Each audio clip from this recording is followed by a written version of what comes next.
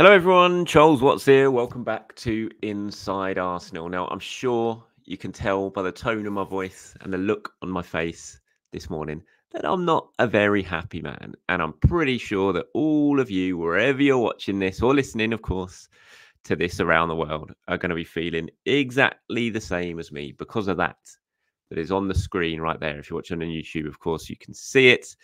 I'm sure you've all heard about it. The horrible news that Martin Odegaard has suffered what looks like, and it has to be said for now, what looks like a nasty looking ankle injury playing for Norway last night in their game against Austria. Now you can see on the screen this still image of his foot basically pointing in the wrong direction after it wasn't really a bad tackle. It was just a challenge. It was one of those things.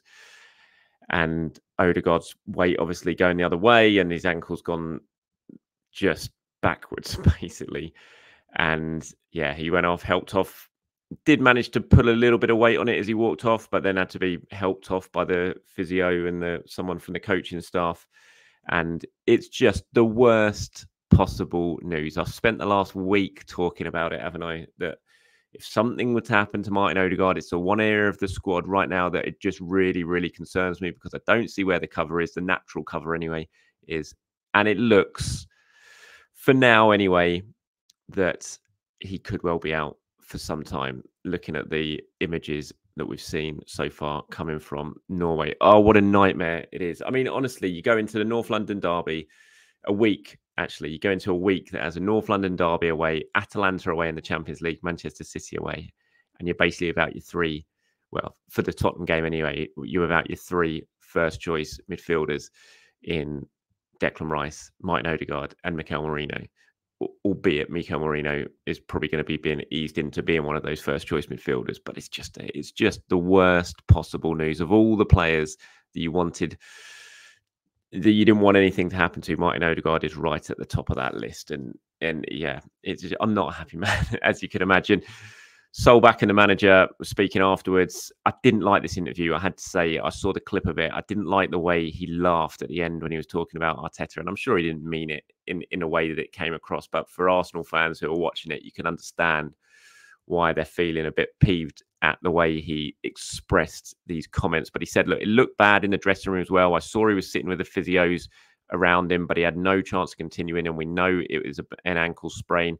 Yes, it's a sprain. And those of us who have played football know with luck, it can turn out okay if the ligaments aren't torn. I'm not really sure, though, that Arteta will call me tonight to praise me. And the way he said it with a smile on his face. And you're just like, yeah, shut up, mate. Just put that point across a little bit differently, don't you? The team doctor, Ola Sand here, was also talking after the game. He said he's got a small ankle sprain. Not sure it's small.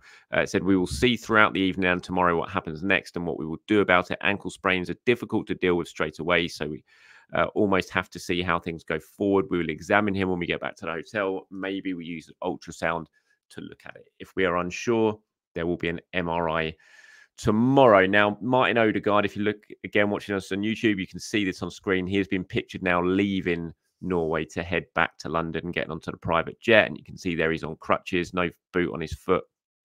And he's on crutches, heading onto the plane to fly back to London. Now, I've spoken to people at Arsenal at the moment, and it's too early for them to say. Obviously, they haven't seen Martin Odegaard yet. Their team doctors and medical staff are waiting for him to arrive at London Colney a little bit later on today, where they will assess the full extent of the damage and find out just how bad it is and how long potentially he could be out for. So everyone waiting nervously for Martin to get back. And it's just awful news at the worst possible time for Arsenal so early in the season, just at the start of such a huge week. Just hoping everyone came back from this international break unscathed. You've already seen Ricardo Calafiori go down with an injury and have to be sent home early. And now the captain, the talisman, the man who basically makes Arsenal tick, has also gone down with a really nasty one. So it's just awful news. It is, you can tell by my voice how disappointed I am in it all. Now, obviously, there's been a lot of anger. I think when you look at, you sort of judge the opinion that you see on social media anyway, in terms of how Arsenal fans are handling this, there's a lot of anger about it, which I can understand in a way, because it was my big concern was this way the squad was built in the summer and put together in the summer. I thought everywhere was pretty well stocked apart from the cover for Martin Odegaard. It's why I said I was surprised that Fabio Vieira went, and I can see that some people have been speaking about that as well. You know, the fact that Vieira was allowed to go. To be honest, though, when I look at certainly the North London derby this weekend, I think even if Vieira was still here, would he have started now? I don't think he would have done. Even with these injuries, I don't think Vieira would have started on the weekend. Now, I think Mikel would have probably moved things around to cover Odegaard's absence differently, which again suggests why Vieira was sent out on loan. And yeah, I can understand the immediate reaction is of disappointment, is of concern for Martin Odegaard, but also anger at potentially how the squad was put together, but more the fact that Odegaard was allowed to go. And I get that more than anything. I just think Arsenal were, and it's hard because I imagine Odegaard, look, he's Norway captain. He wants to go. He wants to play for his national team. It wasn't like Erling Haaland pulled out. He went as well with Manchester City. But there was just, the fact that Odegaard didn't complete the last game for Arsenal against Brighton because he had a nasty looking issue. And you could see in that game, he was not fit. After that kick early on in the Brighton game, he was injured. There was no doubt about it. You could see in the way he performed how, he's normally front and centre of every Arsenal game, getting on the ball, making things happen. He barely got a touch of the ball after that injury against Brighton. He clearly wasn't ready. He couldn't run properly. He couldn't push off. He couldn't get that sort of power because of the injury that he had. It was just the perfect time just to think, you know what, you're not quite right to go over to Norway. The fact he turned up to Norway and they weren't sure if he was going to be involved in the training session or play the first game anyway, it just felt some common sense from all parties, from Norway, from Arsenal, from Odegaard's point of view. Everyone could have come together and thought, you know what, for this first international break of the season, it's probably best for everyone just to keep him in London, let him get over this injury, and then, next month, for the next international break, by all means, he can go. But I just feel Arsenal could have been a little bit smarter. Maybe Odegaard could have been a little bit smarter. Ultimately, it's not up to Arsenal. If Odegaard says he wants to go and Norway call him up, then Arsenal have no power whatsoever. They can't do anything. So maybe Odegaard as well could have been a little bit smarter after that, getting that nasty knock in the Brighton game, and thought it would be best to stay back. So I can understand why a lot of people are disappointed. And now we see images like this. And, for Arsenal's season, it's huge. If Odegaard's going to be out for 2 months, and we don't know yet, again, we're waiting for the full extent of the injury to be given and to be put out. I'm sure we'll get updates later on. I'll be at London Colney on Friday for Mikel Arteta's press conference. Maybe that'll be the first time we hear the full extent of the damage. But, you see people online, doctors online have been looking at the replays of the injury and putting their thoughts on what it could be. Some have said, if the best case scenario, it might be 3 weeks. Worst case scenario, it could be 2 months. And if you're looking at Martin Odegaard being out for 2 months, then I do worry for Arsenal's title ambitions. I really, really do. He's that important to Arsenal. As I said, he's the guy who makes them tick. He leads the press. He's the most creative player on the pitch. Even if he's not him getting the assists, he's getting the pre-assists. He's so influential. Everything goes through Odegaard.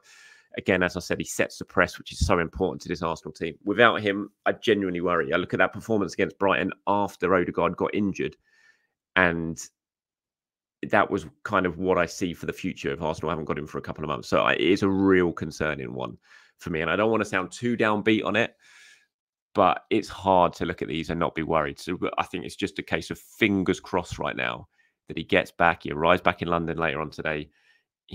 If it could just be the 3 weeks, something like that, then, Arsenal can hang on in there and find a way to play without him for the next few weeks and get him back sooner rather than later, then they've still got a chance. But if you're looking at a 2-month layoff for Martin Odegaard, I have to admit I would be very, very worried in terms of how far behind Arsenal might be in the title race by the time he does come back around. Okay, I'm going to go through some of your guys' immediate reaction. Lots of you got straight on. I saw them in the comments yesterday, got straight onto the channel and gave your immediate thoughts on it.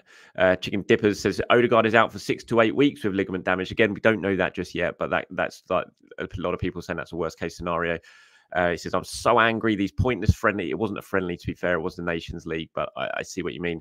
Arteta needs to be like Fergie and stop players from going. Last season, we were very, very lucky with injuries. I put this down to Arteta and Edu.